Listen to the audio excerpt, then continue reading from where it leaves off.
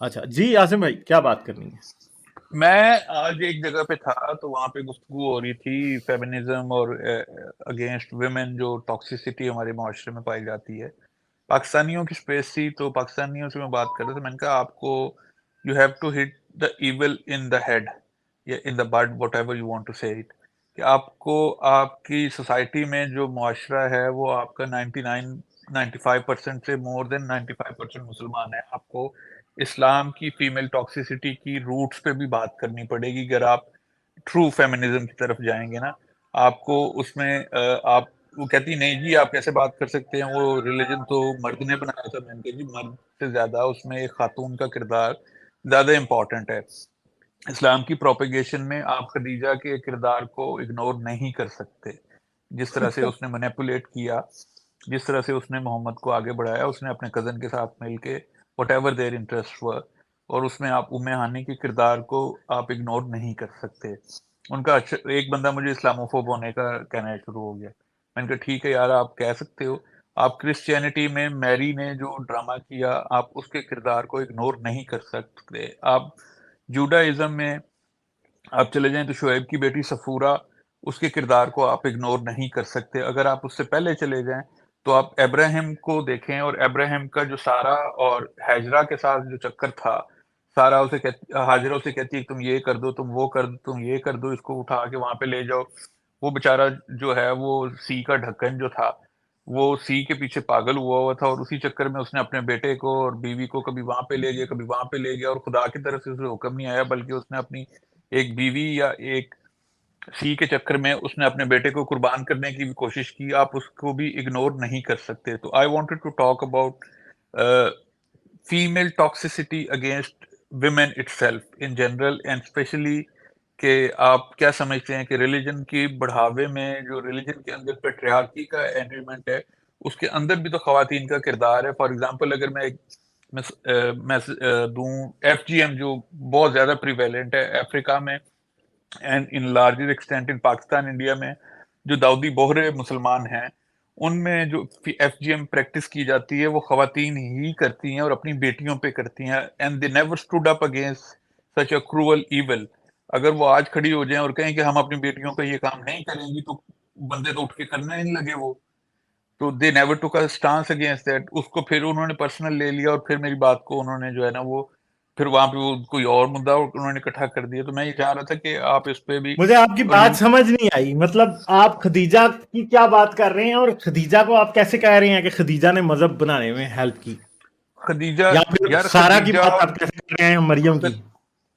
खदीजा की हेल्प के बगैर इस्लाम नहीं बन सकता था ना। मगर भैया अगर आसिम सिंपल भाई बात। देखें, अगर ठहरें। अगर रसूल की को गोद में ना बैठाती तो कैसे पता चलता वो जिब्राइल है? नहीं, मगर एक बात है ना, मुझे बताएं कि इल्जाम जो है किसी पे बनी बनाई कहानियों पे लगना चाहिए या रियलिटी पे लगना चाहिए? नहीं नहीं, जो हिस्ट्री हमें पढ़ाई जा रही है, जिस मजहब को, हिस्ट्री जिस नहीं, मजहब, ठहरें, जो ठहर जाए ना। जो मजहब, नहीं नहीं नहीं गालिब, जो मजहब मेरी पढ़ाया बात जा आपको रहा है। समझ नहीं आई, ठहरें, मेरी बात सुने, मेरी बात पहले सुन लें। मेन बात यह है कि एक बात है, जैसे आपने सारा की बात की, हाजरा की आपने बात की, आपने मरियम की बात की, आपने खदीजा की बात की, ठीक है। मैं आना आज आपको एक औरत का नाम बता देता हूं जो वाकई इब्राहिमी मजहबों में कसूरवार है। और मजे की बात यह है कि ना उसका नाम कुरान में है, ना उसका नाम तुरात में है, ना अंजील में है, किसी साहिफ अंबिया में कहीं भी मैरी नहीं है। मैगल्डिन। नहीं नहीं नहीं नहीं, उसका नाम है जी Helena, the mother of emperor Constantine. कौन सी थी? ठीक है। इसके अलावा आप किसी औरत को कसूरवार नहीं ठहरा सकते। खदीजा की स्टोरी क्या हमें असल में पता नहीं है कोई भी। नहीं, मैं खदीजा की उस स्टोरी को फेस है, वैल्यू अब पे ले रहा हूँ अगली जो बात सुने इस्लाम ना। में पढ़ाई जाती है ना। नहीं, हाँ, आप फेस वैल्यू पे औरतों को कैसे जिम्मेदार ठहरा सकते हैं? आज आपके बारे में कोई स्टोरी इन्वेंट कर दे तो मैं उसके ऊपर आप पे तनकीद करनी शुरू कर दूं? ऐसे तो नहीं हो सकता। नहीं, एक्चुअली वो आसम भाई उस चीज को नहीं नहीं, मैं वो समझ हाईलाइट नहीं कर रहे। वो कर हाजी रहे हैं भाई, मैं आज बात की समझ गया औरतों हूं। को जो ये बातें डिफेंड कर रही हैं, औरतों को, मतलब कि बीइंग अ मुस्लिम्स और बीइंग अ क्रिश्चियन वुमेन्स, और वो खुद मतलब क्रिश्चियनिटी और मुस्लिमिज्म को डिफेंड कर रही मैं हैं। मुझे तो ये समझ आई है कि आसिम भाई ये कह रहे हैं कि मजहब बनाने में औरतों का नहीं कसूर नहीं है। नहीं नहीं नहीं, मैं ये कह रहा हूँ कि मौजूदा जो फेमिनिज्म की तहरीक चल रही है और उसकी जो डिफेंडर हैं, वो जब आप मजहब के नाम के ऊपर बात करते हैं तो मजहब के अंदर टॉक्सिसिटी उनके मुताबिक खवातीन ने डाली हुई है, उसको वो इग्नोर कर देती हैं।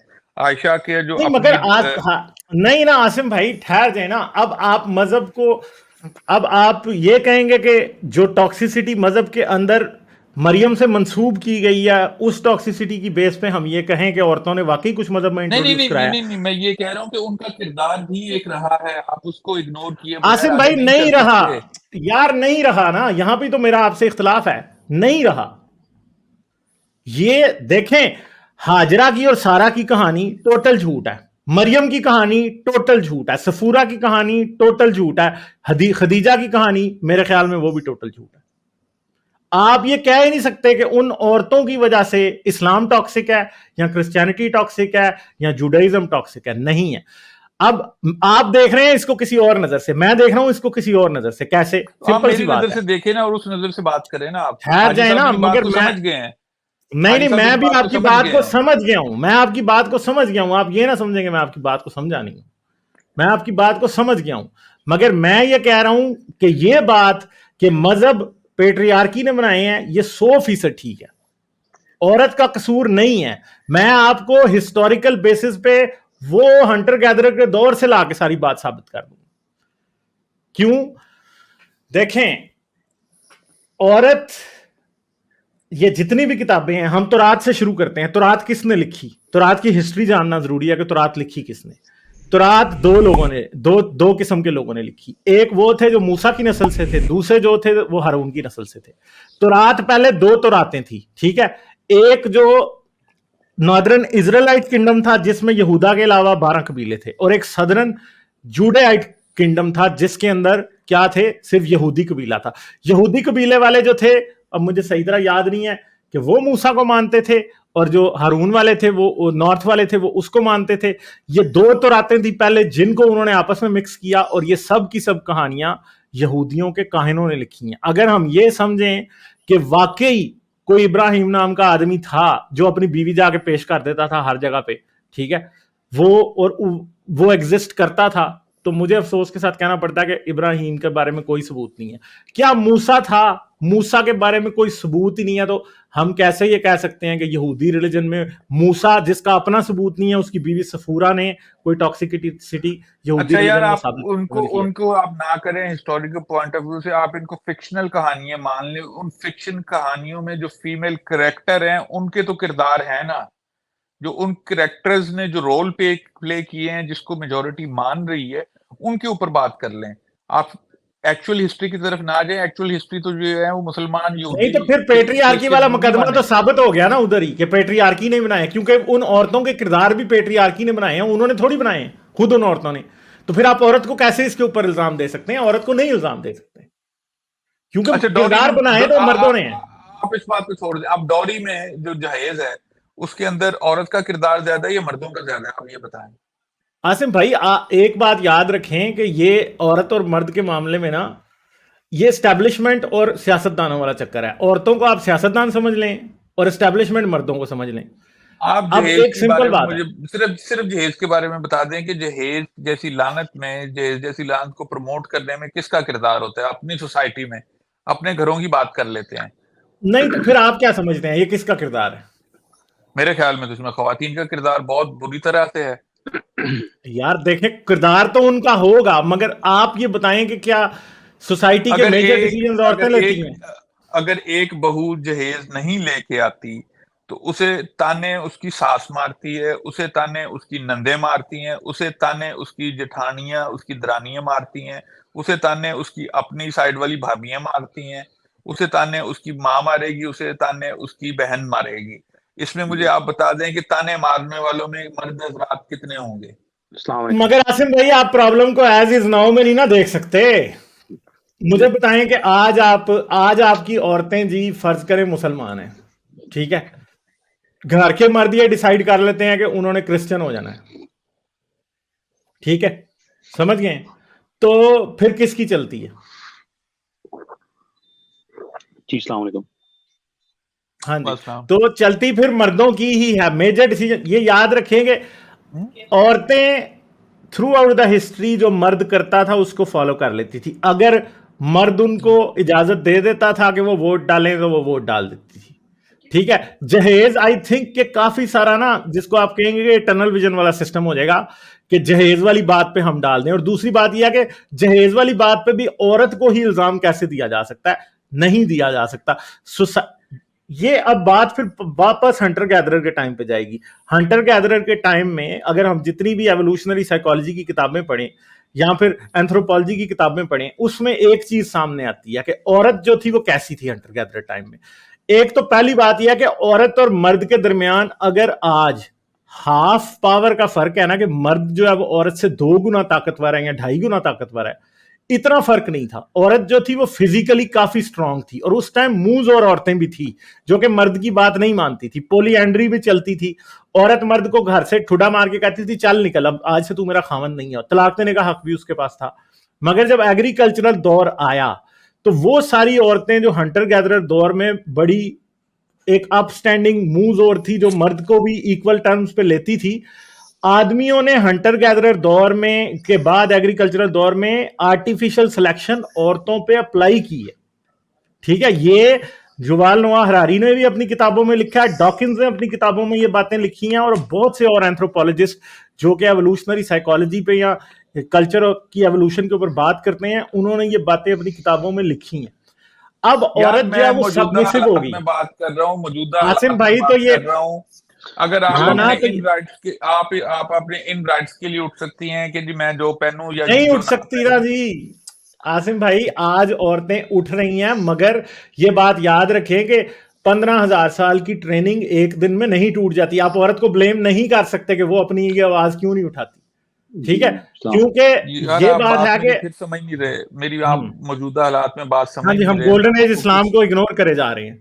हाँ आप जी, गोल्डन मौजूदा एज इस्लाम हालात में कैसे हैं? मेरी जी जी अस्सलाम वालेकुम, मैं गोल्डन ठीक ठाक हूँ। वालेकुम कैसे हैं आप? मैं जी आपको मैं मौजूदा हालात में अर्ज करना चाह रहा हूँ कि मौजूदा हालात में जब वो अपने मुख्तलिफ हकूक के लिए आवाज उठा रही हैं, तो मुख्तलिफ हकूक में वो ऐसे हकूक के लिए आवाज क्यों नहीं उठाती जिसमें वो उनका ज्यादा कंट्रोल है। जी मैं मैं ये थोड़ा अर्ज सा करना चाह रहा जवाब हूँ। जी मैं थोड़ा सा बात कर सकता हूँ यहाँ पे गालिब?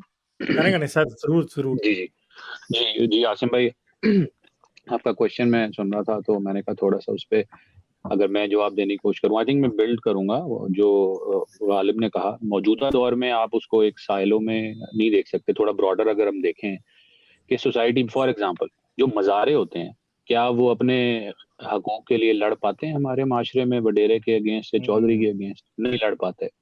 जो भी कम्युनिटी या एक फैक्शन या एक minority, B it sexual, racial और एथनिक, जब इस उसमें होती है, उसके कंट्रोल में होती है, तो वो इतने आराम से आवाज उठाती। अब आप ये डिमांड कर रहे हैं कि वो जो खवातीन बोल रही हैं, शोर उनमें बोल रही हैं, लेकिन उसमें भी एक स्पेक्ट्रम है। कुछ बेचारी जो फेमिनिज्म के लिए खड़ी हैं, जो आउटराइट बोल सकती हैं। बहुत सारी वही हैं जो अभी भी अपने मियाँ, अपने बहन भाइयों, अपने बाप, अपने मियाँ के ऊपर डिपेंडेंट हैं। तो वो आउटराइट नहीं कह सकती कि अच्छा ये जो मसले जो हैं ये इस्लाम के हैं और ये सारे।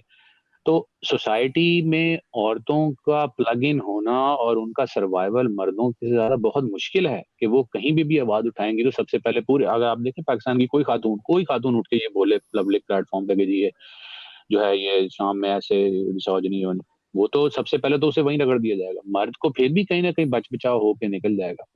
तो अब मैं बिल्कुल अब ये बात आपकी बिल्कुल ठीक है, लेकिन होता क्या है, वो भी इसी माशरे की प्रोडक्ट है। जैसे आपने कहा कि जी ये वो जो आपने एग्जांपल दी हेज वाली, वो भी इसी माशरे की प्रोडक्ट है। इंटरनलाइज मिसोजिनी एक बड़ा वेल अंडरस्टूड कॉन्सेप्ट है, जिसमें ये बात बड़ी क्लियरली नजर आती है कि औरतें ही पहले फेमिनिज्म के अगेंस्ट खड़ी हो जाती हैं कि नहीं हमें तो जी दीन के ऊपर चलना है, मैं क्योंकि यही आपने अर्ज कर उनको रहा हूँ कि फेमिनिज्म की सबसे बड़ी दुश्मन औरतें ही हैं इटसेल्फ। मेरा कहने नहीं का सबसे बड़ी तो मकसद नहीं, ये है, सबसे बड़ी तो मुझे ये नहीं है, नजर आता मैं है। सबसे नहीं बड़ी तो आदम नहीं भाई, है, इस बात से सबसे बड़ी एग्री तो नहीं नहीं है, करेंगे। सबसे बड़ी तो हाँ, नहीं है फॉर श्योर, लेकिन वो उसके धारे में यकीनन शामिल हैं। क्यों? क्योंकि वही बात कि उनको देखिए उनकी पूरी की पूरी जिंदगी, पूरी की पूरी आइडेंटिटी, शनाख्त, और मैं एक दफा पहले भी मल्टीपल टाइम्स बात करता रहता हूँ, ये हंटर गैदरर से चलती है या ह्यूमन साइकोलॉजी, फीमेल की साइकोलॉजी पे आती है, किस तरह रिलीजन ने टाई ही उसको औरत को ज्यादा करना है। आप देखें कि सब अपने घरानों में देख लें, ग्रोइंग अप हम देखते हैं, औरतें हमेशा ज्यादा रिलीजियस होती हैं मर्दों से, उन्हें बनाया जाता है, आपने ट्यून ही क्योंकि होती इसलिए है लिया ना। इसलिए। इनसिक्योर होती हैं इसलिए। उन्हें बनाया यार गया है ना। उनको रिलीजियस बनाने में उनकी माओ का किरदार ज्यादा होता है या उनके बापों का किरदार ज्यादा होता है? तो मुझे उनकी बताइए। माओ को भी इस पहले बात उनकी को माओ को समझना भी पड़ेगा, इस उनकी बात को माओ को भी समझना तो पहले पड़ेगा। किसी ने बनाया है ना, उनकी माओ को भी तो उसी अगर एरा में पैदा किया गया है। और of course at the end उस पूरे सिस्टम को डोमिनेट मर्द ही कर रहा होता है। वो अपनी बहनों को, अगर आप किसी भी मौलवी के साथ बैठे हैं, आई डोंट नो, तो आप देखेंगे कि आपको एक बड़ा क्लियर कट पावर इम्बैलेंस नजर आता है फैमिलीज में हमारे यहाँ, जहाँ पे बाप जो कि मुल्ला टाइप या रिलीजियस है, वो उसकी एक बहुत ओवर पावरिंग अथॉरिटी होती है अपनी बीवी के ऊपर भी, बच्चों के ऊपर भी। तो ये बात कहना कि जी उसकी माँ ने सिखाया, भाई वो माँ भी तो उसी बेचारी, वो तो उसके तो हाथ बंधे हैं, वो तो अपनी उसी बच्ची को सिस्टम की बात प्रोडक्ट है माँ। वो तो बुर्का पहन के वो खुद नहीं निकल सकती, बुर्के के बगैर खुद नहीं निकल सकती, तो वो अपनी बेटी को कैसे कहेगी कि जाओ तुम जो है वो हक के लिए आवाज बुलंद करो? तो it is a very well tight net system है। जैसे हम रिलीजन की बात करते हैं कि इस्लाम ने हर तरफ से चीजें रोकी जो बाकियों ने अलाउ की थी, इस्लाम ने उसको भी टाइट कर दिया। इसी तरह औरत को भी आपने हर तरफ से जकड़ा है, हर तरफ से मैं आपने गोल्डन एज में जी, बात नहीं जी। कर रहा हूँ। मैं वेस्ट में अगर देखूं, मुझे वेस्ट में ऐसी मिसालें बहुत क्लियरली नजर आती हैं जहाँ पे माएँ तो खुद तो बुर्का नहीं करती हैं, अपनी बेटियों को फोर्स करती हैं। उनका बाप इसमें बिल्कुल एक जो है वो साइड लाइन हुआ है। अच्छा, ठीक है, ये आपने अच्छा पॉइंट उसकी नोट किया जी। उसकी आप ये देखें ना। बात करता हूँ, ध्यान है। कर लें आसिम भाई बात। जो जी करें, पूरी करें। आसिम भाई, नहीं, मैंने खत्म कर दी बात। मैंने अपने अच्छा, छोटा सा पॉइंट मैं करना था आपको कि एक आप बात देखें बताता ना। हूँ, ये एक सिंपल बात है, ये याद रखें। मैं अपने पर्सनल एग्जांपल से एक बात बताता हूँ कि मैं और बेगम आए बाहर पाकिस्तान से, ठीक है। तो उसने एक बार ना कहीं कुछ खरीदने गई तो कहती है कि मैं ये कपड़े खरीद लूं। मैंने कहा नहीं, ये रहने दो, ये ना खरीदो तुम, ठीक है। क्यों? क्योंकि मैं पाकिस्तान से आया था और मेरा ज़हन अभी पाकिस्तान में ही फंसा हुआ था, ठीक है। कैसे कि मुझे ये बात, मैं उसी कैद में फंसा था जो मैंने जिंदगी बात देखी थी। तो मैंने उसे कह दिया नहीं, ठीक है। और उसने, हालांकि बात यह है कि ये एक गलत बात है, जो मैंने बहुत बड़ी गलत बात की थी, उसने भी मेरी बात मान ली, ठीक है। मगर आहिस्ता आहिस्ता बाद में मुझे ये बात समझ आई कि यार मेरा ये हक ही नहीं बनता था कि मैं उसको ये कहूं, ठीक है, कि तुम फलां तरह के कपड़े ना पहनो, सही है। तो ये चीज ये है कि कई बार हम एक खौफ की नजर से चीजों को देख रहे होते हैं, एक खौफ और की चीज नजर भी से। है इसमें, जैसे मैं भी उसी पाकिस्तानी खौफ की नजर से चीज को देख रहा था। ठहरे, मुझे बात कंप्लीट करने में। उस खौफ की नजर से पाकिस्तान, जिस खौफ के थ्रू मैं पाकिस्तान में रहा था कि पाकिस्तान में अगर ऐसी औरत ऐसे कपड़े पहन लेगी तो क्यामत आ जाएगी भाई वहां पे। तो जब पाकिस्तान से बाहर नहीं आती, ठीक है, कोई बात नहीं है, कोई देखता भी नहीं है किसी को, ठीक है।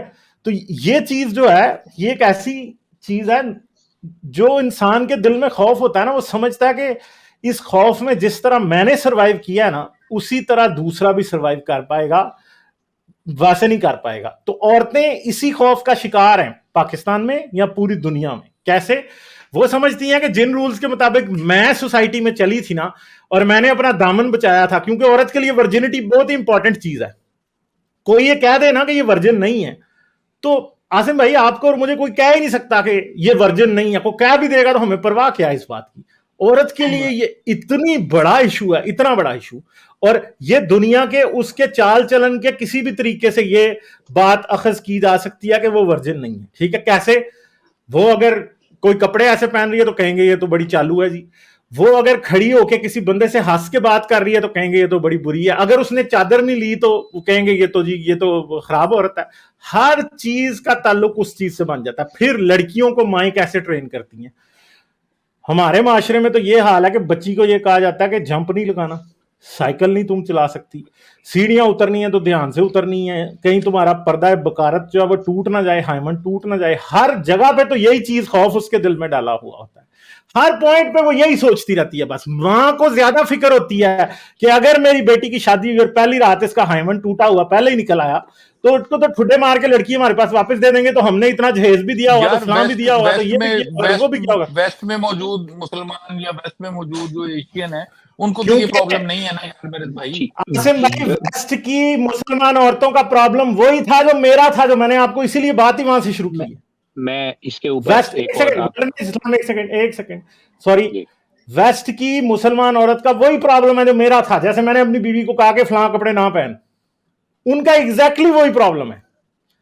ठीक है, मैं तो उस यार सिस्टम वो से निकल आया, मेरी तो नस्ल चल सोच रही है, बात मैं थी। तो थर्ड या फोर्थ जनरेशन ऑनवर्ड्स की बात कर रहा हूँ भाई। आसिम भाई, मैं जब फ्रीडम, जेन्युइन फ्रीडम किसी को मिलता है ना, और उसके दिमाग की भी चेन्स टूटती हैं, तो तब वो आजाद होता है, वैसे वो आजाद नहीं होता। गोल्डन एज इस्लाम मैं में आपको बड़ी देर से इंटरप्ट कर रहा था। नहीं, मैं एक्चुअली जो स्पेसिफिक आप जिधर जाना चाह रहे हैं ना आसिम भाई, और गालिब ने बड़ा सेट पॉइंट कर दिया, जो वेस्ट की आप एग्जांपल दे रहे हैं उसकी मैं आपको एग्जैक्ट एक्सप्लेनेशन इन दोनों बातों की कनेक्टिंग ये है कि बहुत सारी एसिमिलेशन स्टडीज ने ये जो खास तौर पे मुसलमान और जब पाकिस्तानी जब दूसरे मुल्कों में आज़ाद सोसाइटीज में जाते हैं, वेस्ट में जाते हैं मैं, तो एक वो एसिमिलेट नहीं होते हैं, और उन्होंने उसकी रीजन देखी कि अच्छा क्यों ऐसे क्यों नहीं करते। तो इसमें डायस्पोरा का भी फर्क है। अगर आप अमेरिका के पाकिस्तानियों मुसलमानों की बात करें वर्सेस ब्रिटेन के मुसलमानों की बात करेंगे, आपको ये बहुत ही फर्क नजर आएगा कि जो ब्रिटेन में पुराने, जिनको जो इतने पढ़े लिखे लोग नहीं है, पुरानी पिछली जनरेशन चली गई थी, तो आइडेंटिटी क्राइसिस में सफर करते हैं। वो एक बैकग्राउंड से आ रहे थे जहाँ पे हर चीज बहुत दबी हुई थी, उनको एक वेस्टर्न फ्री थॉट मिली, उन्होंने देखा, वहां जाके वो देखती है ना जब कि यार ये क्या हो रहा है, तो जमीन निकलती है नीचे से। तो basically they hang on to it more, they try to hang on to their roots. जो आप देखे होंगे कि बार बार अमूमन जो लोग पाकिस्तानी ब्रिटेन में आगे पीछे बैठे हैं, वो हर वक्त यही बात करके, नहीं जी खाते पीते रहते, पैदाइश सब वहीं की है, लेकिन they they they want to come back. वो उसको आइडियलाइज करते हैं कि अच्छा यार पाकिस्तान ही अच्छा है। तो वो आइडेंटिटी के क्राइसिस जब उनको फेस होता है ना वहाँ, वो उसको और भाग के एक्सेप्ट करते हैं।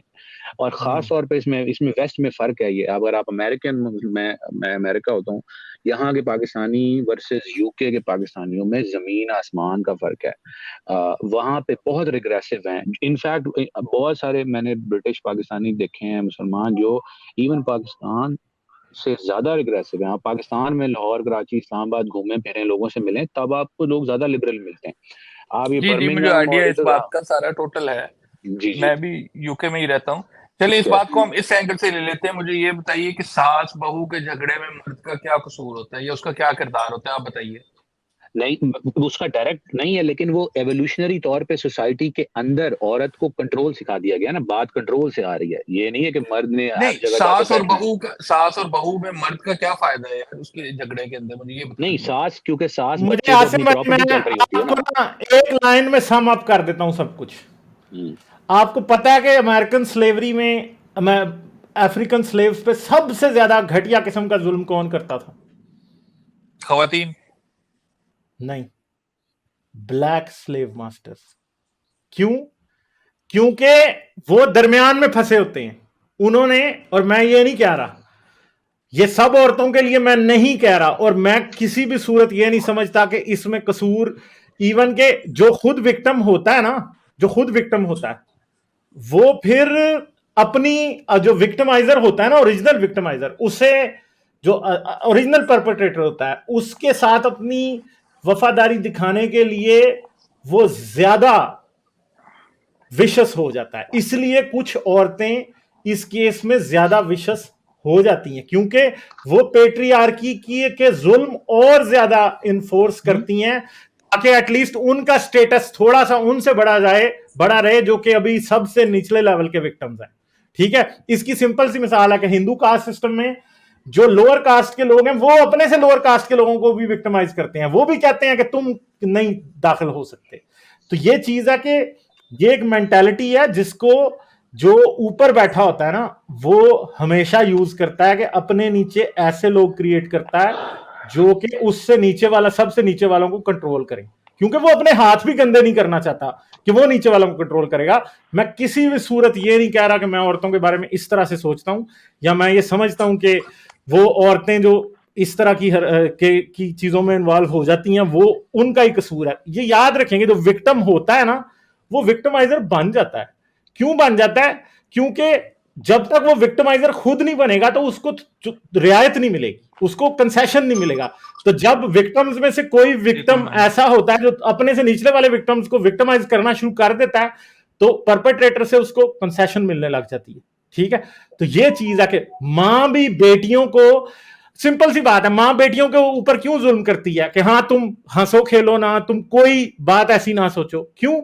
माँ को भी डर होता है कि जिस दिन इस लड़की का ये पता लगा कि इसका पर्दा बकारत टूट गया, ये वर्जिन नहीं रही, इसने कहीं चक्कर चला लिया, यार तो फिर आप मेरा पर्दे आदमी बकारत की टांग तरफ पड़ देगा। गए। मैंने आपसे ये पूछा कि सास बहू की लड़ाई में आप मुझे बताएं परपेट्रेटर मर्द उसमें कहां से हो गया, मुझे बताइए। तो परपेट्रेटर मर्द हो गया ना जिसने कंबाइंड फैमिली सिस्टम इन्फोर्स किया हुआ है सोसाइटी में, परपेट्रेटर फिर वो हो गया। और दूसरी परपेट्रेटर वहां हो पे गया। एक रिएक्शनरी फोर्स आ रही हाँ होती है फ्रॉम वुमेन। सारी जिंदगी उनके पास कोई कंट्रोल नहीं होता है, किसी डिसीजन मेकिंग नहीं होती है। तो ये वो एक एरिया होता है जहाँ पे वो कोई ना कोई कंट्रोल एक्सरसाइज कर सकती हैं। तो ये कॉम्प्लेक्स उनका सामने फट के आ रहा होता है कि सारी जिंदगी वो माँ पहले अपने बाप, फिर उसके बाद मियाँ की उस पर चली है। अब जब बेटा है, फॉर एग्जाम्पल बेटा हो गया, अब सास बनी है, वो बीवी आई, तो वो एक जो पूरी जिंदगी की एक lack of power, lack of free will या चॉइस एक्सरसाइज करना है, वो यहाँ पे निकल के आता है कि मैं इनू किद्दां जानने आ, ठीक है, मेरा पुत लैगी है, जो हाँ हमारे कल्चर में बोला है, ठीक। तो वो उसकी एक, और हमारे यहाँ इन कॉम्प्लेक्सेस की बहुत सारी मैनिफेस्टेशंस आपको मिलती हैं। जैसे औरतों, अब आप कह रहे हैं औरतें ज्यादा, अब आप ये आई डोंट नो, आप ये अल हुदा इंस्टीट्यूट वगैरह को और ये फरहत हाशमी वगैरह को कभी आपने देखा है? कभी हाँ, आप उनकी गुफ्तगू अक्सर सुनेंगे, तरीन आपको खवातीन हैं। वो तारिक मसूद से ज्यादा पागल लगेंगी वो आपको। हाँ आपको लगेगा कि यार ये औरत होते हुए ऐसी, उस पूरे इंस्टीट्यूट की लोग ऐसी बातें कर रही हैं। तो वो एक्चुअली वही मैं बात है कि जी जी सॉरी, मैं मतलब कि मैं इंटरप्ट नहीं करना चाह रहा था, लेकिन किसी कोई मुझे बारी नहीं दे रहा है। मैं बार जी, बार ये प्लीज कह गो रहा अहेड, था हाजी प्लीज भाई, गो आप अहेड। बारी छीन ले यार, आपको किसने मना किया है? आप छीन नहीं, लिया करें बारी सीधी। मैं छीनने वाला आदमी नहीं हूँ। मैं हंस के मतलब के प्यार से करने वाला काम हूँ। हाजी भाई, आप सीरियस ही हो गए यार, ऐसे तो ना करें नहीं यार। मजाक की बात को मजाक में रहने दें, आप आगे से मस्कीन सा मुंह बना रहे हैं, ये बात ठीक नहीं है। वही ना। आदमी चले। वो क्या नाम है उसका, जिस बीवी के पास से मैं उठ के आता हूँ, मुझे मस्कीन ही रहना पड़ता है।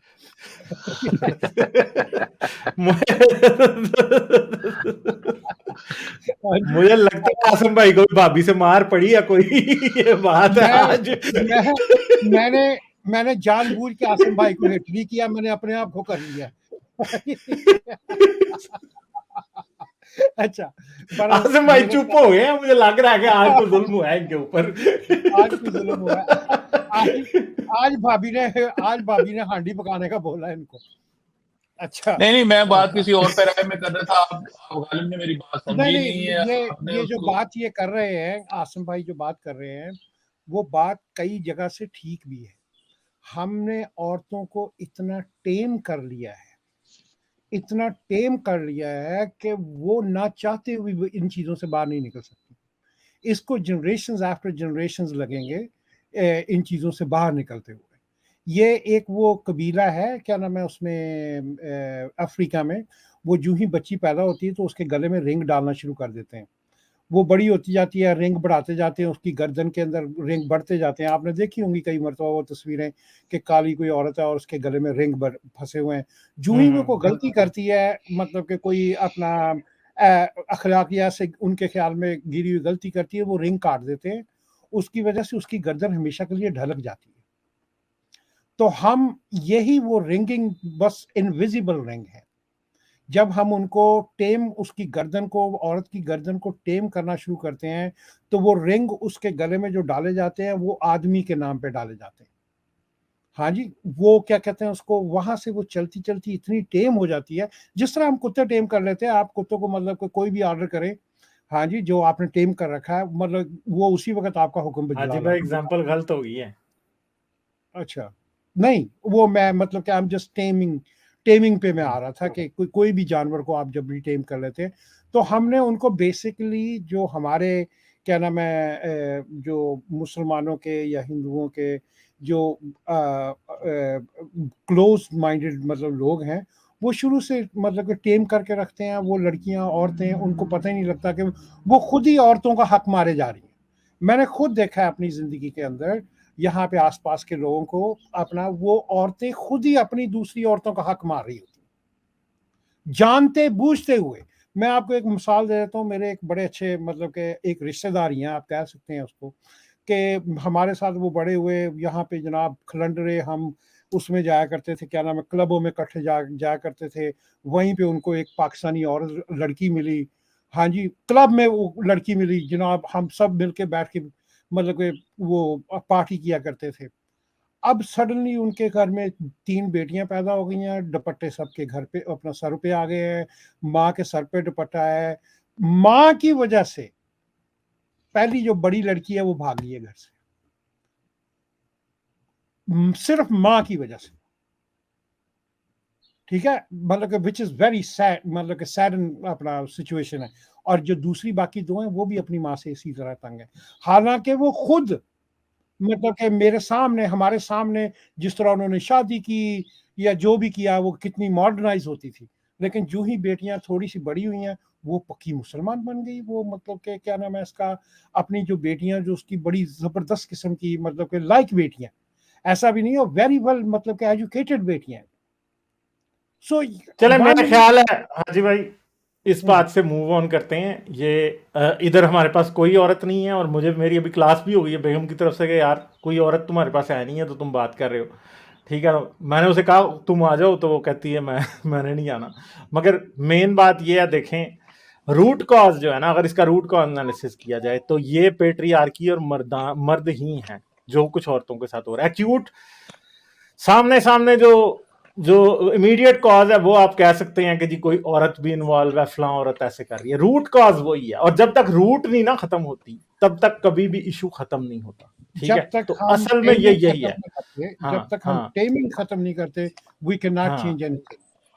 एग्जैक्टली। तो चले, अम्मी आ गई हैं, अम्मी का पॉइंट ले लेते हैं। अब आ गई हैं तो हेलो। हेलो गालिब भाई। मर गए, हाँ जी। मर गए, मर गए। हाँ मुझे हंसी पता क्यों आ रही है? मुझे हंसी इसलिए आ रही है, पहले तो सारों को hello, Ali sir, Asim sir और सब जो बैठे हैं आप सबको हेलो। तो हंसी मुझे इसलिए आ रही है कि वाकई आपकी बात सही है, मैं हैरान हो रही थी कि 4 बंदे बैठे हैं और वो लेडीज की टॉपिक पे डिस्कशन कर रहे हैं और यहाँ कोई है नहीं ना। और मेरा आज बिल्कुल प्लान नहीं था कि मैं आपकी स्ट्रीम में आऊँ, मेरी थोड़ी तबीयत ठीक नहीं थी तो मैंने सोचा था कि मैं आज नहीं जाऊंगी। तो फिर अभी गालिब भाई की बात मैंने सुनी कि उन्होंने अपनी बेगम से कहा और वो नहीं आ रही। वैसे गालिब भाई आपकी बेगम को आना चाहिए, मुझे वो काफी इंटेलिजेंट लेडी लगती है, तो वो आपने छुपा के क्यों रखा मेरे हुआ से ज्यादा इंटेलिजेंट है वो। है?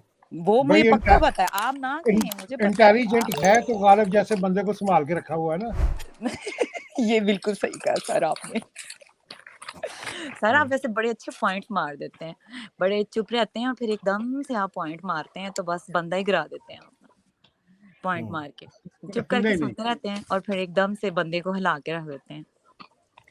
तो गालिब भाई वैसे क्यों नहीं आप आने देते अपनी बेगम को स्ट्रीम के अंदर? मैंने नहीं, मेरी मजाल है कि मैं उसे कहूं कि तुम ना आओ, ये कैसे हो सकता है? नहीं, फिर रीजन क्या है? मैं ये वैसे मैं नहीं, वो उसकी काफी अपनी टाइम से मर्जी है ना वो। हाँ, नहीं वो नहीं उसकी मतलब मैं अपनी। काफी टाइम से वैसे ही पूछना चाहती थी, तो आज बाय द वे वो चले, वो बात हुई। बहुत सी बातें पर्सनल होती हैं, वो नहीं बताई जा सकती। हाजी भाई वो को अच्छा आसिम थोड़ी भाई सी, को पता है। वो थोड़ी हाँ सी शाय भी हैं। अच्छा और अच्छा। हाँ जी, लेकिन ये पीछे इनके जितना भी वो काम कर रही हैं, ये सारा जो आगे बैठ के ये हर वक्त बोलते रहते हैं ना, ये सारा उनकी वजह से है। अच्छा अच्छा अच्छा, ठीक ठीक। कहीं उनके गालिब भाई ने कान में लगाया तो नहीं होता, एक साइड से उनकी बातें सुन रहे होते हैं पीछे से बैठ के? अच्छा, मैं सुन रहा होता हूँ या वो सुन रही होती है? नहीं आप सुन रहे होते हैं, आप अच्छा, नहीं नहीं, आप बात यह है उनके कि मैं समझता हूँ कि मैं सिक्योरिटी वाइज एक्सपोज हूँ, तो उसको मैं अभी अच्छा ठीक एक्सपोज। ठीक ठीक। नहीं नहीं, वो मैं बस खुद भी ये मजाक बात उनका मजाक अपना कर रही। फैसला है, ये अच्छा ठीक है, बैठ, मेरा नहीं है। ये मजाक है जस्ट, हाँ। गालिब भाई मजाक है। हम्म, अब आपके टॉपिक की तरफ थोड़ा सा आऊंगी। वो हमारे कॉलेज के अंदर एक दफा जब मैं सेकंड ईयर में थी आई थिंक, तो इस टॉपिक पे बहुत बड़ी डिबेट हुई थी और उस 30 कॉलेजेस थे और उसमें जो उर्दू के का डिपार्टमेंट था उन्होंने ये डिबेट रखी हुई थी। और एक ग्रुप जो था वो इस हक में था कि जो लेडीज़ हैं वो मज़लूम हैं, और दूसरा ग्रुप जो था वो इस हक में था कि लेडीज़ जो हैं वो खुद जुल्म करती हैं। तो इसके ऊपर बहुत 30 कॉलेजेस की डिबेट के बाद एंड पे जो नतीजा निकला मैं वो बयान कर देती हूँ। नतीजा निकला कि औरत खुद ही जालिम है, मतलब पूरे पूरे दिन में इतनी डिबेट के बाद। और उसको फिर जो जो दूसरी टीम थी जो ये उन्होंने प्रूव किया कि औरत कैसे जालिम है। उन्होंने कहा कि जब जिस जगह पे औरत के पास राइट्स आते हैं या जिस मुकाम पे उसे राइट्स मिलते हैं, लाइक इसको अब आप ऐसे बात कह सकते हैं कि as a mother, as a सास, एज ए बेटी, एज ए बीवी, जितने भी औरत के जो रिश्ते हैं, तो जब जब उसे अपने रिश्तों में जब मिलती है, पावर मिलती है, या थोड़ा थोड़ा उसे कहना चाहिए कि वो कुछ करने की अहलियत रखती है, तो वहाँ पे फिर वो जो है वो भूल जाती है कि उसे थोड़ा जस्टिस करना चाहिए, और वो उस पावर शो करना शुरू कर देती है, बजाय इसके कि एक नॉर्मल ह्यूमन बीइंग की तरह वो बिहेव करे और सोचे कि मुझे अगर मेरे साथ चलें, ज्यादती होती है लोगों के साथ, किसी भी मुआशरे में, कोई भी मुआशरा परफेक्ट नहीं है, और हर किसी मुआशरे में 80% ज्यादतियां हो रही हैं, तो किसी में 90%, तो किसी में 50%, मतलब लाइक परसेंटेज डिफरेंट है एजुकेशन के हिसाब से।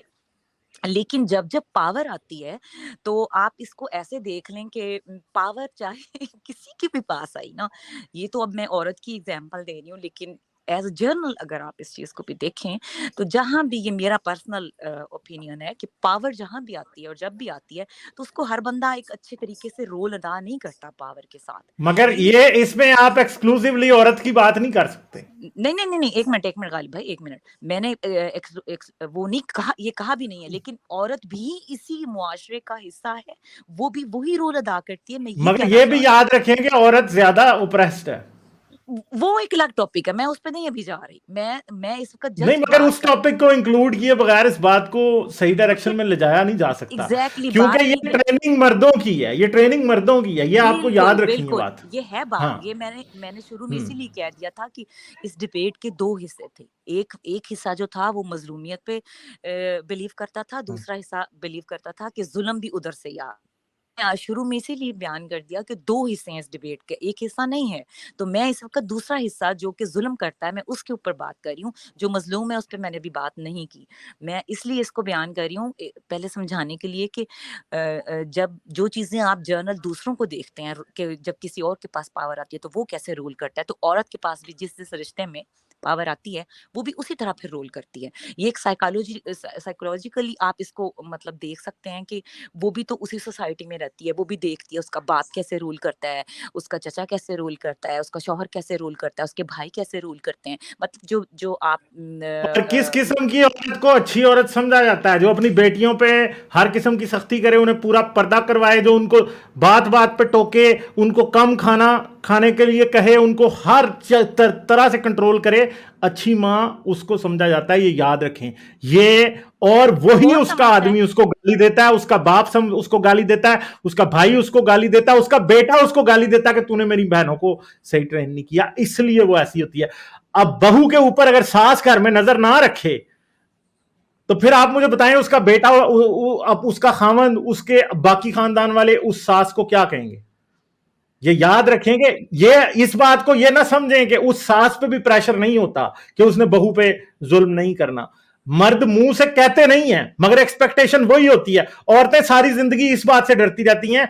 मैं जितनी भी बूढ़ी औरतों को जानता हूं अपने आसपास, ठीक है, इंक्लूडिंग माय बहुत करीबी रिश्तेदार, मैं ये देखता हूं कि औरत हर वक्त खौफ में जो है ना, वो क्या है, वो गिरफ्तार है। वो ये सोचती है कि मुझे बाद में क्या कहा जाएगा। मैं तो ये लिटरली देखता हूं, औरतें ऐसी, खास तौर पे जिनकी एज ज्यादा है, वो हर वक्त ये बात कहती हैं, कल नू फिर लोकी की कहेंगे, कल नू फिर लोकी की कहेंगे। वो हर वक्त इसी बात से तो डरती रहती हैं। हम ये कह रहे हैं कि वो खुद ईवल है, नहीं, वो खुद इतनी डरी हुई है कि वो सोच ही यही सकती है। चाहे सास हो, चाहे माँ हो, चाहे बेटी हो, चाहे बहन हो, वो हर वक्त इस बीवी हो, वो इसी बात से डरी है कि लोग क्या कहेंगे। मेरी बेटी के कैरेक्टर पे किसी ने निशान उठा दी उंगली, मेरी बहू के कैरेक्टर पे किसी ने उठा दी, मैं अपने बेटे का घर नहीं बचा सकी। वो हर वक्त ये सोचती हैं।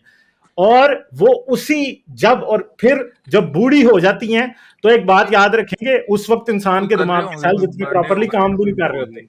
ठीक है। तो वो फिर प्रॉब्लम्स और तरह के भी आ जाते हैं। बूढ़े लोग आमतौर पे बड़े इम्पॉसिबल टू डील विद हो जाते हैं, क्योंकि उनके दिमाग के सेल्स आहिस्ता आहिस्ता मर रहे होते हैं, उनकी सेरिब्रल एक्टिविटी कम हो जाती है, और फिर हमें ये लगता है वो जालिम सास आ गई भाई इधर से, ठीक है।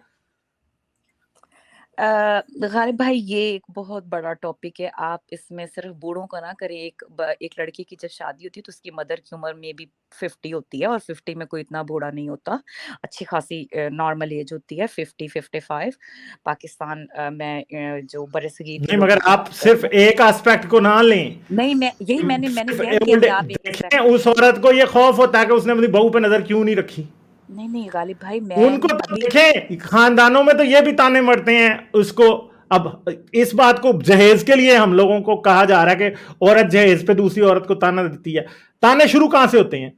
जहां पे खानदानी में शादियां करते हैं, ठीक है। फैमिली सिस्टम इस चैनल पे कई बार बात हो चुकी है। हमारी सोसाइटी का एक ऐसा टॉक्सिक एस्पेक्ट है कि जिसको आप कर ही नहीं सकते। ये अभी नीचे इंडिविजुअलिस्ट का जो सुपर चैट आया था, entire owners of dowry, of infanticide, polygamy, of sex slavery, religious dogmas was, is and always be on men. क्यों?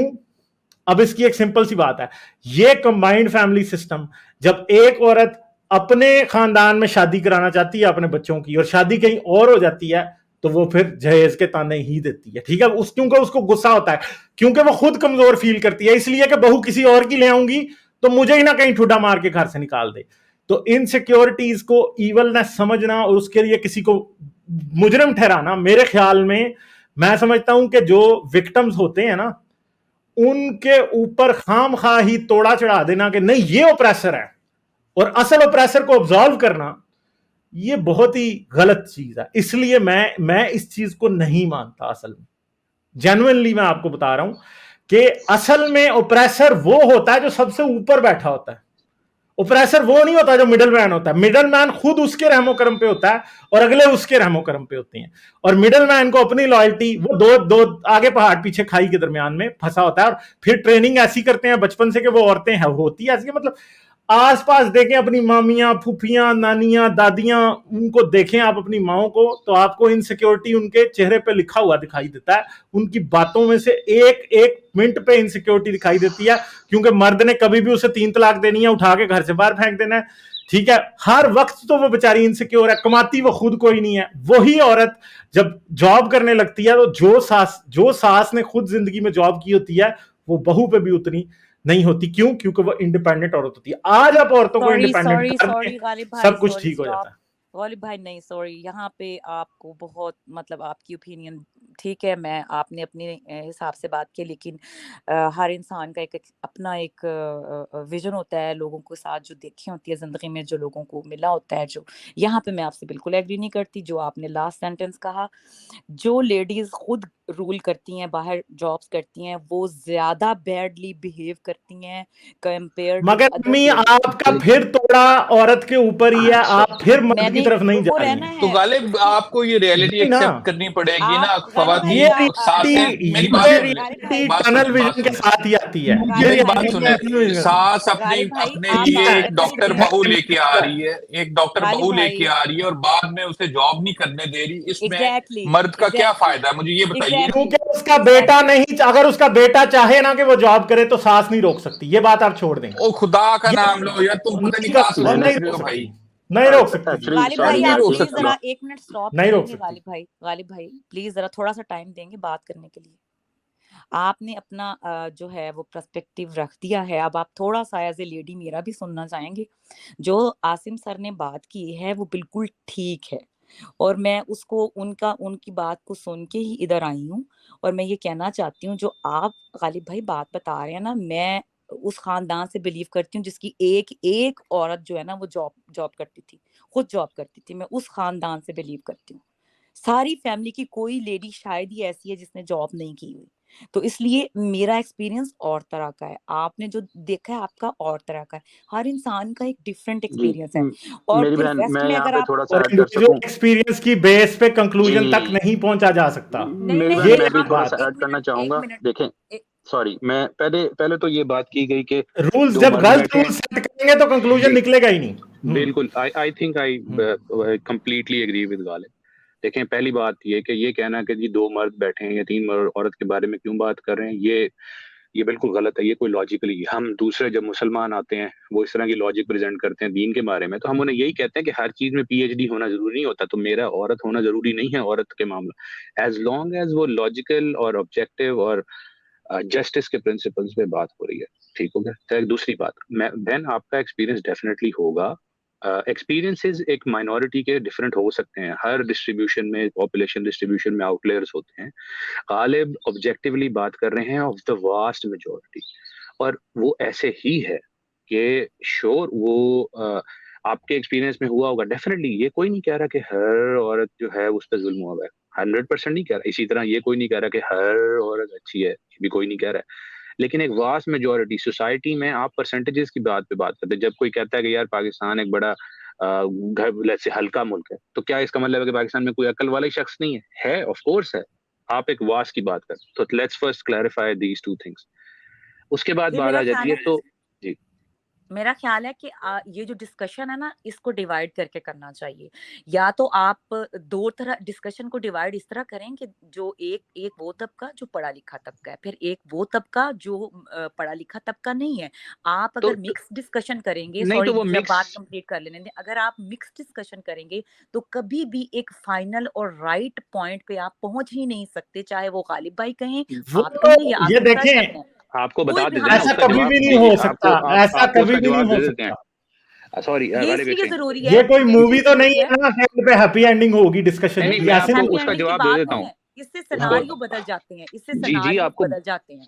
और जब जी सिनारियोस आपको बदल उसी का जाते जो हैं, तो जब सिनारियोस मैं बदल जाते हैं तो फिर लोगों का बिहेवियर बदल जाता है, जी उनका जी मगर सोच सिनेरियो बदल जाती है। बदलने पे ही बात कर रहे हैं। अब आप मुझे ये बताएं कि आप क्या कहेंगे, पाकिस्तान में जी शऊर शख्स और पढ़े लिखे अफराद की कितनी परसेंटेज है? आप मुझे बताएं, मैं आपको अभी नहीं, इसका जवाब देता हूँ। मैं ऐसे मेरे पास कोई डेटा तो नहीं है कि मैं उसको एग्जैक्ट आपके सामने बयान कर दूं कि कितनी परसेंट जो लेडीज हैं। मेरे पास नहीं कोई नहीं, फाइनल डेटा नहीं है, मैं तो अरे जर्नली आप चले पाकिस्तान में हम ऐसा करते हैं, इस बात को कंक्लूड है करना, ना, इस बात को बात तो एंड करना है, हमने एंड करना है इस बात को। हमारे पास साइकोलॉजिस्ट आए हैं, डॉक्टर वुल्फ, उनकी बात सुन लेते हैं और उसके बाद एंड करते हैं। ये बहस कोई वो नहीं है कि हमने किसी ने बहस जीतनी है इधर से। मेरे ख्याल है हम इससे आगे निकलते हैं अब, ठीक है, क्योंकि ये टॉपिक पे काफी ज्यादा टाइम हो गया। डॉक्टर जी वुल्फ, आप क्या कहना चाहेंगे? Hi everybody. हाँ जी। सर देखें, मेरा जो इस पे ओपिनियन है, it is based on psycho social perspective as well as evolutionary perspective. जो हम बात करते हैं कि पैट्रियार्कल सोसाइटी है, फीमेल्स को हमेशा से ऑपरेशन फेस करना पड़ा एंड ऑल दैट। अगर हम बात करें, जैसे आपने वो युवल नोआ हरारी की बुक की बात करी थी, सेपियंस की, मैं भी अभी करंटली वही रीड कर रहा था। तो पॉइंट ये है सर कि जब हम हंटर गैदरर्स थे, उस टाइम पे जो फीमेल्स और मेल्स थे, दे वर टोटली इक्वल, इलेगिटेरियन सोसाइटी थी, कोई इशू नहीं हाँ, था। एग्जैक्टली। जैसे ही हम फार्मिंग के ऊपर आते हैं, तो अब हमारे पास क्योंकि मैनुअल लेबर हमें ज़्यादा चाहिए, हमें जैसे हमारा फूड सिक्योरिटी इंक्रीज होने लगी, तो हमारा रिप्रोडक्शन का रेट बढ़ने लगा, तो उससे फीमेल जो थी, they were not able to work as much as they used to during the हाँ, हंटर गैदर टाइम। उसकी वजह से फीमेल डिपेंडेंट होने लगी मेल्स पे। उसकी वजह से जो सेक्सुअल सिलेक्शन का प्रेशर था हमेशा से, वो फीमेल के कंट्रोल में था। फीमेल्स वर द वन जो चूज करती थी वो किसके साथ रिप्रोड्यूस करेंगी, किसके साथ नहीं। बट जैसे जैसे हमारी फूड सिक्योरिटी कॉमन होती गई, ये सेक्सुअल सिलेक्शन का जो प्रेशर था, ये मेल्स ने बाय फोर्स और बाय व्हाटएवर मींस उन्होंने खुद कंट्रोल में ले करना लिया। शुरू किया। यस, और उससे ये पूरी फिर पैट्रियार्कल थीम निकलती है। अब आसिम भाई का जो क्वेश्चन था कि फिर सास बहू का झगड़ा, उसमें मेल कहाँ इन्वॉल्व है?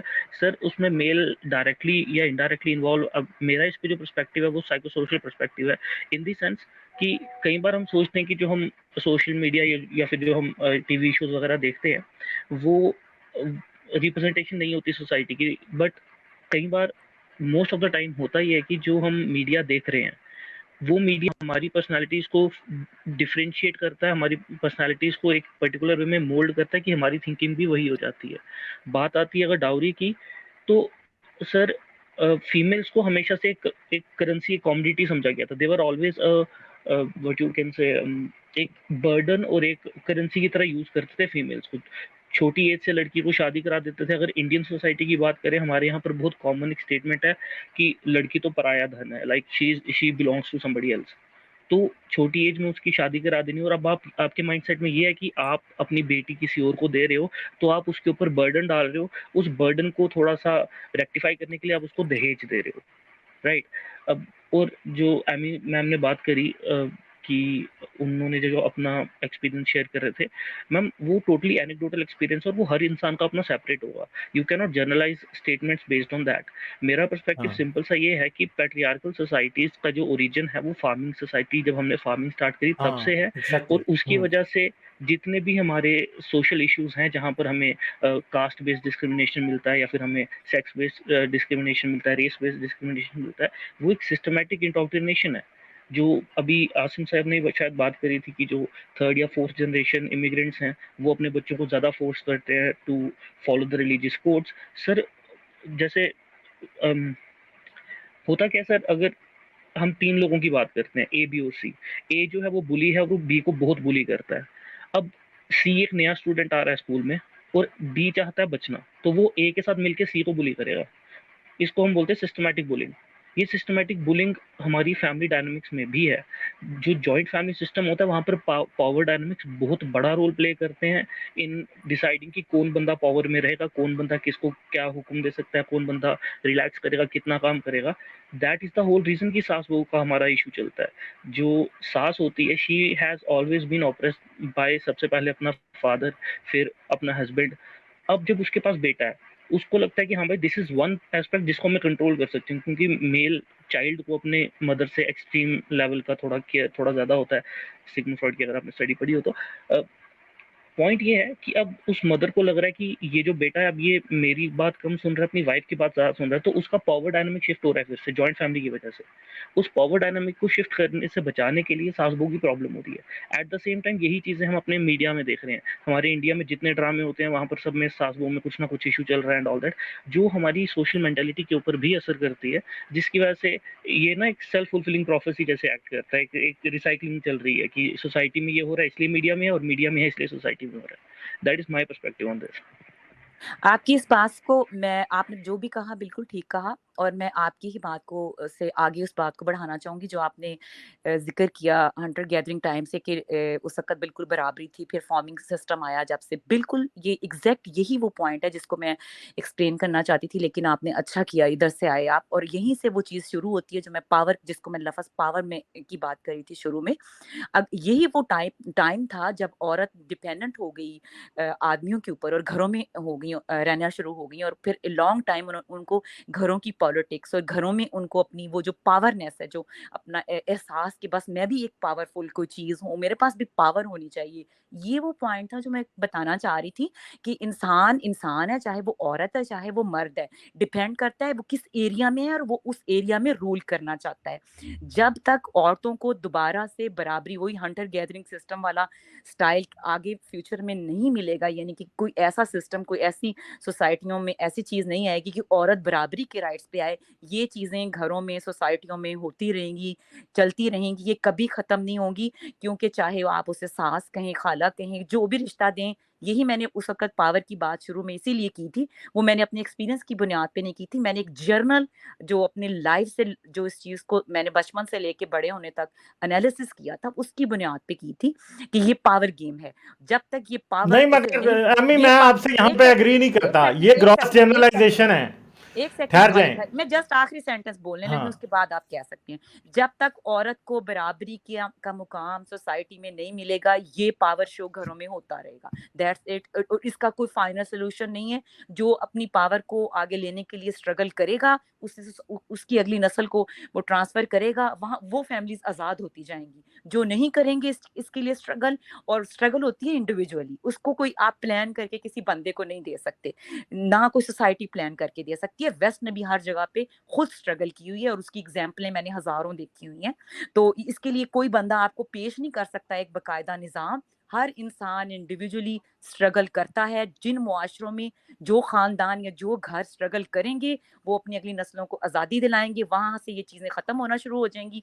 जो इसको इसी तरह से लेके चलेंगे, बुनियाद बना के कि नहीं मुआशरा क्या कहेगा, फलाना क्या कहेगा, ढमकाना क्या कहेगा, वहां ये चीजें कभी खत्म नहीं होंगी। मैंने बस ये द लास्ट बात कहनी थी गालिब भाई, अब आप बात कर हाँ, सकते मगर मैं इससे एग्री नहीं करता। देखें, जब हम इस चीज को टोटली पावर डायनामिक में डाल देंगे ना, तो ग्रॉस जनरलाइजेशन हो जाएगी। जब हम कह रहे हैं कि किसी भी शख्स को पावर मिले तो वो ऐसा करता है, ठीक है, हम हैं। अगर करता है ना, ये सच है। नहीं ठहरे ना, ये ग्रॉस जनरलाइजेशन है ना। कैसे, मुझे ये बात क्लियर करनी है यहाँ पे, कैसे है, आप भी इस पे सोचिएगा। क्योंकि विक्टिम को अगर कभी भी विक्टिम को यह कहना होता है ना कि विक्टिम खुद कसूरवार है, तो वहां पे ग्रॉस जनरलाइजेशन जरूर होती है कि हाँ देखो इसके पास भी पावर आई तो ये ऐसे करता है। मगर फिर जो रूट कॉज है ना, ग्रॉस जनरलाइजेशन की वजह से रूट कॉज के ऊपर से फोकस हट जाता है।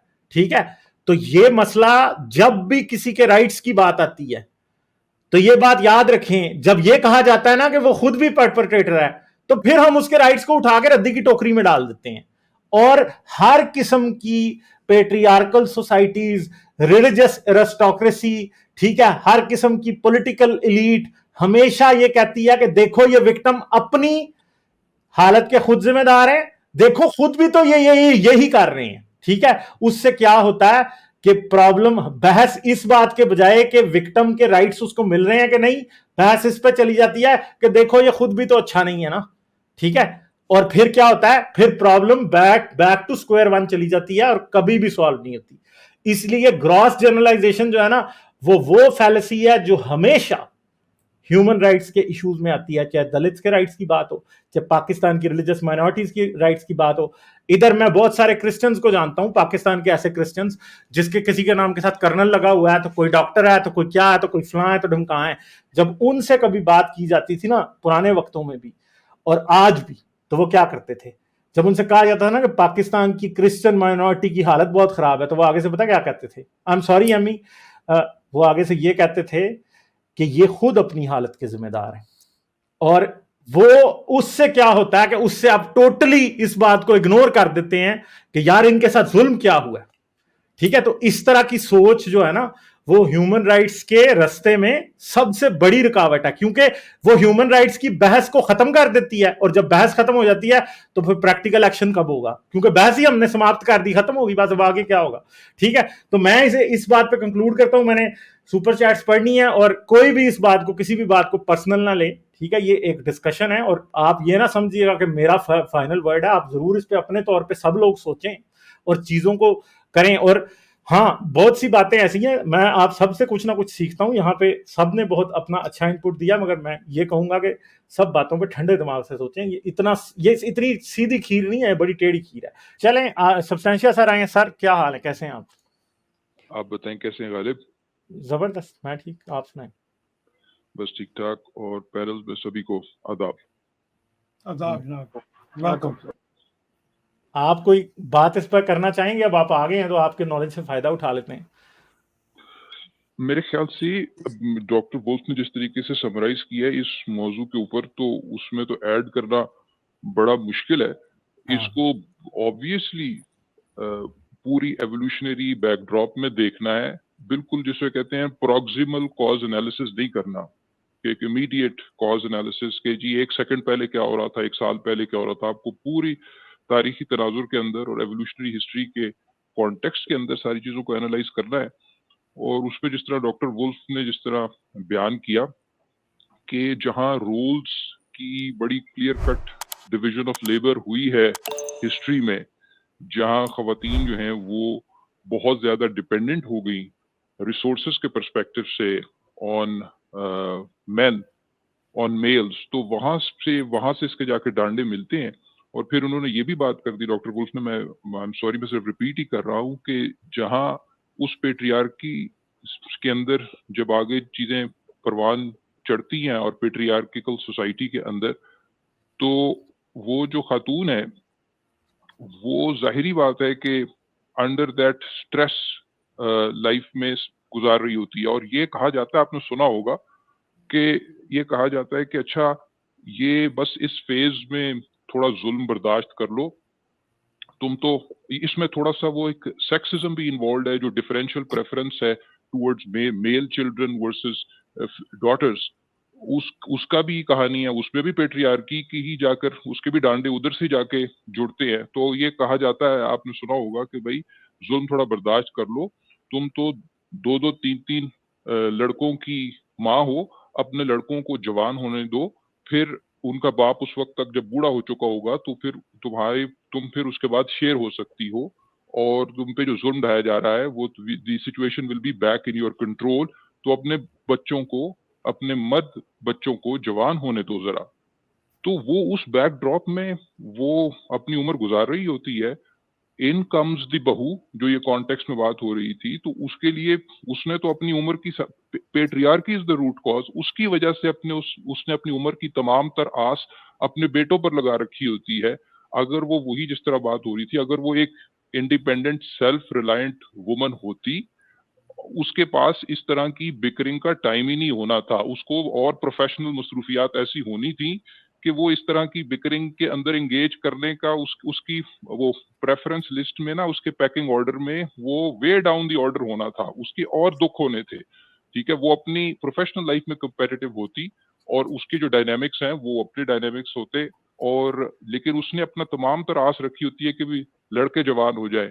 अब आप ऐसे रखेंगे इस बैकड्रॉप पे वो औरत उम्र गुजारेगी, तो फिर रिसोर्स शेयरिंग तो एक प्रॉब्लम वो इमेजिन करेगी। वो अपने लड़के को रिसोर्स के तौर पर जब समझेगी और उसको लगेगा कि रिसोर्स शेयरिंग होने लगी है, बहू कंट्रोल लेने लगी है, तो वो ऑल सॉर्ट्स ऑफ बिकरिंग और ऑल सॉर्ट्स ऑफ तानाजनी और बाकी सारी चीजों में एंगेज करेगी। इस तरह की बातें हैं। बाकी मेरे ख्याल से ये 1.5 घंटे से इस मौजू पे बात हो गई, हम इसको हाँ, अब conclude इसको कर आगे सकते हैं। चलते हैं इससे। हाँ जी। अच्छा जी, अमित ने कहा stay awesome all of you, Ghalib भाई, आसिम भाई and all my panelist brothers, lots of love all of you. सब्सटेंशिया sir, special shout out to you. Doctor Wolf के लिए हार्ट दिया, जबरदस्त पैनल है, I learn so much from all of you. जय Bhim to all my friends. जय भीम अमित, आपको भी, और आप भी आए जब आप, अगर आपके पास टाइम है तो आप जरूर आए, ठीक है। हम आपसे भी बहुत कुछ सीखते हैं अमित, बहुत ही शुक्रिया आपका। तो एमी, आपने कोई और बात करनी है? जी गालिब भाई, मैं लास्ट बात कहना चाहूँगी। मैंने सबकी बात सुनी, ठीक है, आप लोगों का अपना एक ओपिनियन है, लेकिन मैंने अपनी आधी से ज़्यादा लाइफ वेस्ट में गुजार के ये देखा है कि वेस्ट की ज़िंदगी कैसे बदली थी, और यहाँ का भी कल्चर कोई ज़्यादा मुख्तलिफ नहीं था। दूसरी जंग अज़ीम के बाद औरतें कैसे उन्होंने अपने लिए खुद नौकरियाँ की, जॉब्स ली, उन्होंने खुद को सेल्फ मेड किया और अपने फैमिली सिस्टम संभाल ले।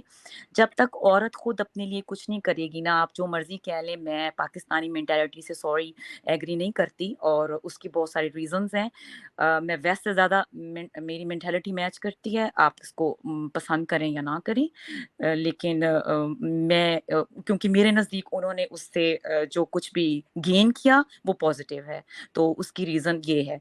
और वेस्ट के अंदर जब तक औरतों ने खुद अपने लिए कुछ नहीं किया, उसके बाद उन्होंने अपने राइट्स के लिए, फिर उन्होंने आज तक, बल्कि वेस्ट में अभी तक जो रूल हैं वो 100% औरतों को इक्वलिटी नहीं मिल रही है। अभी भी जो इसके लिए ये चीज़ें चल रही हैं कि अगर एक औरत जॉब करने जाती है तो उसकी जो पे है वो टैक्सेस के हिसाब से वो और तरह से कटती है, मेन की जो है वो और तरह से कटती है। तो ये चीज़ें तो अभी भी चल रही हैं। आज के दौर में भी वेस्ट इतना आगे जा चुका है। यहाँ भी अभी हम ये नहीं कह सकते कि ये सारी जो सोसाइटी है वेस्ट की, ये मैन डोमिनेंट सोसाइटी नहीं है। नो, वेस्ट भी मैन डोमिनेंट सोसाइटी से भरा पड़ा है। यहाँ भी मैन ही रूल कर रहे हैं, लेकिन यहाँ की औरत अपने लिए फाइट कर रही है। और आप जितना मर्जी किसी को मजलूम कह लेना, मैं नहीं कहती, जब तक इंसान अपने अपने दर्द का पहाड़ खुद नहीं ना तोड़ना चाहता, अपने लिए खुद नहीं ना स्ट्रगल करना चाहता, चाहे वो बूढ़ी माई कह लें, फलाना रो रहा है, आप जितना मर्जी गालिब भाई कहें, जब तक बच्चा खुद हाथ पाँव नहीं ना मारता, रोता पीटता, उसको कोई नहीं भूखा समझ के कुछ खाने को देता। तो औरत जब अपने लिए खुद नहीं उठना चाहेगी ना, मजलूमियत की 200 साल क्या 2000 साल चादरें लेके पड़ी रहे ना, घरों में जितनी मर्जी पॉलिटिक्स कर लें, इसका रिजल्ट यही चलता जाएगा आगे। इसका कोई पॉजिटिव रिजल्ट नहीं आएगा। हाँ, आएगा जिस दिन औरत कहेगी कि नहीं, आज मैंने अपनी अगली नस्ल के लिए कुछ करना है और मैंने बदलना है। जिस दिन जो औरत जो यहाँ से सोचेगी, उसकी नस्लों के लिए रास्ते बनने शुरू हो जाएंगे। और वेस्ट इसी तरह इसी पैटर्न पे आगे गया है, और उनसे बेहतर पैटर्न मुझे इस वक्त और कहीं नजर नहीं आ रहा। और दुनिया में हमेशा वो पैटर्न ही वैलिड पैटर्न होता है जिस पे सोसाइटियां आगे जाती हैं। तो मैं ये इस पॉइंट ऑफ व्यू से मैं आपको अपनी बात कह के तो इस टॉपिक को बहुत खत्म शुक्रिया करती एमी। मैं आप ही की बात सुने, को थोड़ा बहुत सा आगे शुक्रिया। अगर कंटिन्यू करूं तो इसमें हेनरी खत्म द नहीं करें एट्थ इसको की जो अब। वाइफ थी, जी, हेनरी द एट्थ की जो वाइफ थी जिसने हेनरी से शादी की थी, उसने सबसे ज्यादा नुकसान वेस्ट में जो चर्च को उस खातून ने पहुंचाया था जी। इसने चर्च के अगेंस्ट गई थी, उसका बहुत बड़ा किरदार है। अगर खवातीन पाकिस्तान में जो पेट्रियार्की की पाकिस्तानी सोसाइटी में बड़ी जो जिम्मेदारी है, वो मैं हमेशा से मजहब समझता हूँ। जब तक वो मजहब के खिलाफ नहीं होंगी, वो तब आपकी पैट्रियार्की कभी भी नहीं टूटेगी। सर आप प्लीज सर कल्चर एन वाला बोले लफ्ज ना इनके पूरा पीछे करें। प्रोटेस्टेंट चर्च जर्मनी का खड़ा था सर, ना करें ऐसे, छोड़ सर दें। आसिम सर आप सिर्फ मजहब को प्लीज नहीं आप कह सकते, जो जो सब कॉन्टिनेंट है उसका कल्चर भी एक बड़ी स्ट्रॉन्ग रूट रखता है, चाहे उस सब चलें इसको कंक्लूड करते हैं, रिलीजन चलें कोई भी ठीक है, ठीक है अम्मी, वो तो ठीक हमारी है। एग्रेरियन इकोनॉमी होने की वजह से उसका एक अपना जी। है, उसके और कुछ उसकी वो जो backdrops हैं। जो साइकोलॉजिस्ट हैं जो बात कर रहे थे, उनका नाम नहीं मुझे आ रहा, वो बैक टू वो जो पिछली हिस्ट्री है वो मैटर करती है कि जो हंटर गैदरिंग टाइम में जब औरत बराबर थी उस वक्त औरतों के साथ वो बिहेवियर नहीं थे। जब वो घरों में महदूद हुई तो ये पार्टीशन हुई, ये पार्टीशन है बेसिकली जो की गई, और उसके बाद वो चेंज नहीं आया अब तक। जब तक ये चेंज नहीं चलें आएगा ठीक ये है, मसाइल रहेंगे। चलें ठीक है अम्मी, बहुत शुक्रिया आपका, थैंक यू। लाइक, शेयर और सब्सक्राइब करना मत भूलें। इसके साथ साथ आप मेरे चैनल को पेट्रियन पर सपोर्ट कर सकते हैं। पेट्रियन का लिंक वीडियो की डिस्क्रिप्शन में है।